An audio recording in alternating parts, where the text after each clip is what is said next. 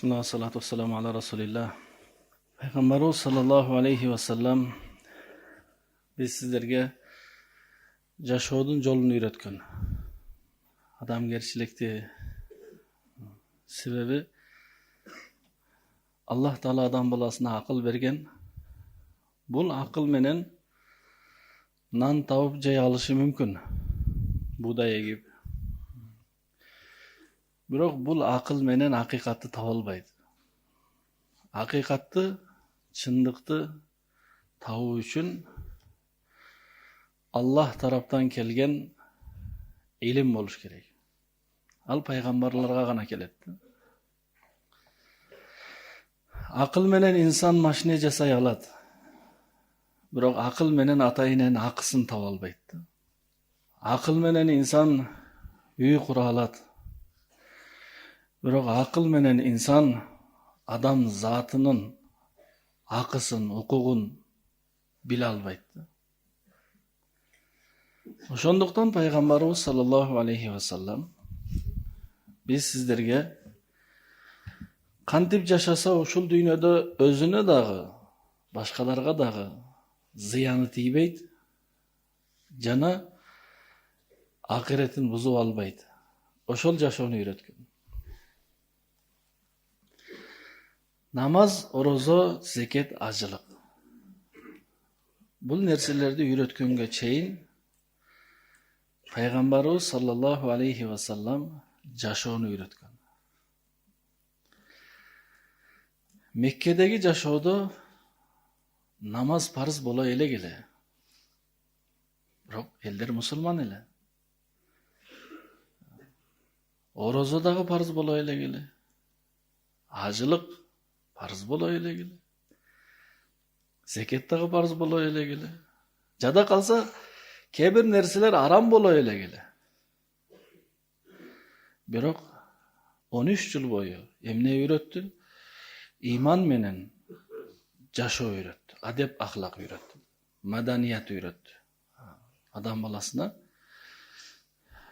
жада калса өзүнүн дагы мойнунда өзү үчүн кандай укуктары бар, аларды үйрөттү. Ата энесине, аял бала жакасына, досторуна, кошуналарына, жалпы мусулмандарга, жалпы элдерге жана айбандарга дагы. Күндөрдүн биринде бир эшекти көрдү, бетине бирөө тамга баскан экен, күйгүзүп бетине белги койгон экен. Өтө капа болду. Капа болуп айтты, тили жок жандыктын бетине тамга баскан адамга Алланын каргышы болсун деди. Жаныбардын бетине да тамга басабы деди. Жаныбардын акысын.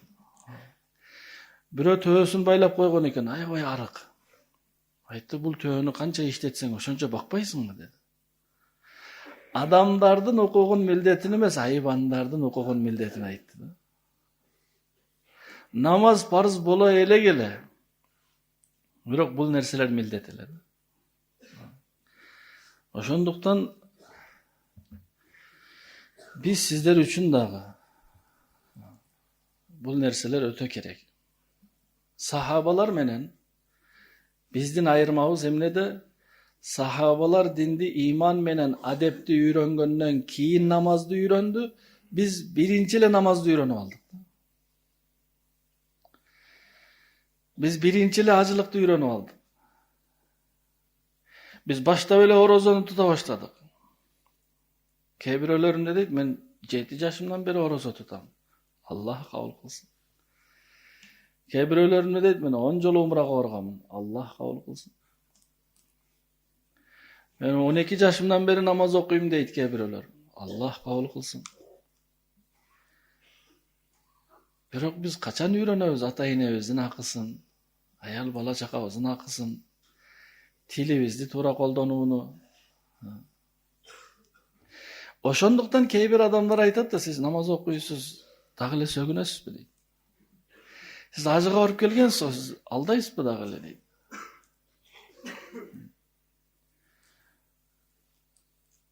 Демек, биз мусулманчылыкты башка жагынан үйрөнүп алганбыз. Biz ойлойбуз, намаз окуса, 5 маал намазга түшкөн адам, машалла, бул ançala bir dengeldegi özünü musulman dep sezet. Hajyga baryp kelgen bolsa boldu. Peşini açkışın kötörüp kelgen deyle sezet özün. Eger oroza karmap жүргөн bolsa, anda takыр эле жакындап болбойт бул адамга. Biz özübüzdü толук musulman dep sezebиz. Ал эми пайгамбарыбыздан сураганда, айтыңызчы, толук musulman kim degende namazды кошподу. Орозону да айтпады. Толук musulmandын sıfatын баяндаганда мындай деп айтты. Ал-муслиму толук 100%'lık musulman men salimal muslimuna min lisanihi ve yedihi. Кайсыл musulmanın tilinen жана колунан башкаларга зыян жетпесе, таң атканча тахажжуд окуса, күндө орозо тутса, байлыгын элге таратса деген жок. Ошолор менен биргеликте, намаз окуу менен биргеликте, орозо тутуу менен биргеликте тили менен эч качан эч кимге зыян жеткизбейт. Бирөөдүн көңүлүн орутпайт, калп айтпайт, сөгүнбөйт, орой сүйлөбөйт. Жана колу менен. Толук musulman ошол адам деди. Демек менин намазымдын максаты, орозонун максаты, ажылык зекеттин максаты мен ошондой musulman болууга жетүү. Эгер Аллах сактасын, намаз окуп калтырбай окусам, орозону калтырбай тутсам, зекетти берсем, ажылыкты милдетин аткарсам, бирок тилим менен элди сыздатып жүрсөм, кайнене келинин, кайната күйөө баласын, күчтүү алсызды, бирөөлөрдү колу менен зыян берип жүргөн болсо, ошол намазы, орозосу, зекети, ажылык кыямат күнү ошолордуку болот. Кимди сөккөн, кимдин жүрөгүн оруткан, кимди алдаган, кимдин жеген, ошолорго таратып берет намазын баары. Ошондуктан сахабалар биринчи коргон жасап алды, куруп алышты. Биринчи жасаган сооп иштер бирөөгө тарап кетпесин үчүн өздөрүнүн кулк мүнөзүн, тилди туура колдонууну, ойду тунук тутууну, жүрөктү таза кармап жүрүүнү, ашказанды адалдоону, баскан жолду түз кылууну үйрөнүп алып, анан намазга түшкөндө бул намаз алардын дүйнө акырет маселесин чече турган намаз болду. Бүгүн биздин намазыбыз ажылыкка барып, Каабанын жанында, Хажар Асваттын жанында туруп кылган дуаларыбыз эмнеге кабыл болбогондой болот? Себеби нар жагы бир аз начар болуп жатат да. Жүрөктөрдө кичине көралбастык бар, кичине душмандык бар. Жүрөктөрдө кичине бирөөлөргө болгон жаман ойлор бар. Ошолордун себебинен. Ошондуктан туугандар, толук musulman болуу үчүн адам сыфаттуу болуш керек. Кур'ан-ы Каримди биз өзү musulmanдар бир аз Курандан алыстаганбыз. Алыстаганбыз дегени Кураннын ичиндеги маани мазмундарын билип, окуп, сабак болгон жерлерде катышып, ошодон бир кабардар болууга кичине чындап эле алысыраакпыз. Өзүбүз дагы окубайбыз. Куранда бир дагы аят жок, намаз окугандар бейишке кирет деп. Орозо туткандар бейишке кирет деп. Түз бейишке кирет деп. Кимдерди айткан? Чынчылдарды айткан. Sıfat ээлерин, элге жакшылык кылгандар, таквалар, берешендер, кичипейилдер.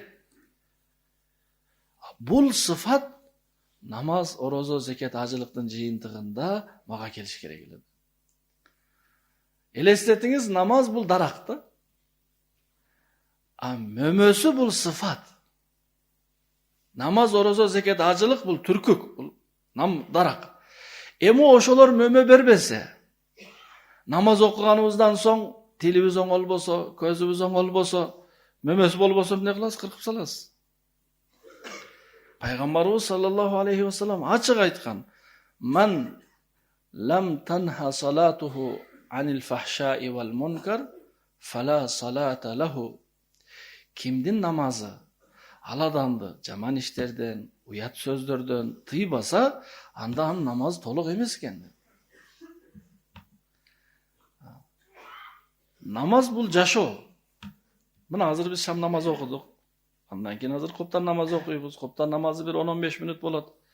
10-15 мүнөт биз кантип жашайбыз? Элестетиңиз жашоону. Бул дагы жашоо да. 24 сааттын ичиндеги 15 мүнөттүк жашоо.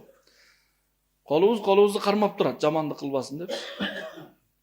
Көзүбүз ылдый карап турат, чочунду көрүп албасын деп. Тилибиз алхамдулилlah, субхана раббиял а'ла. Ой, тунук, Аллах көрүп турат мени. Бутубуз кыбланы карап турат. 15 мүнөт ошондой жашоо өткөргөндөн соң биз эмне дейбиз? Ассаламу алейкум ва рахматуллах. Бул дегени, бул салам сиздин оң жагыңыздагы адамга салам. Ассаламу алейкум ва рахматуллах. Эмнеге учурашып жатасыз? Өзү негизи мен бул жакта эмес элем. Мен Аллах менен маектешип жаттым эле. Аллах мага жашоо үйрөтүп жатты эле, пендем. Менин алдымда көзүң ылдыйды карап жүрөбү, тилиң жакшы сөздөрдү сүйлөп жүрөт го. Оюң тунук, жакшы нерселерди ойлоп жатасың. Колуңду колуң менен кармап жамандыкка барбасын деп жатасың. Мына дал ошондой менин жанымдан чыгып, менин үйүмдөн мечиттен чыккандан кийин дагы ошондой жашагының макулбу деп Аллах менен сүйлөшүп келдим. Эми мен силердин алдыңарга кайттым. Ассаламу алейкум, ассаламу алейкум. Намаздын максаты ошол. Bir ай орозо кармайбыз.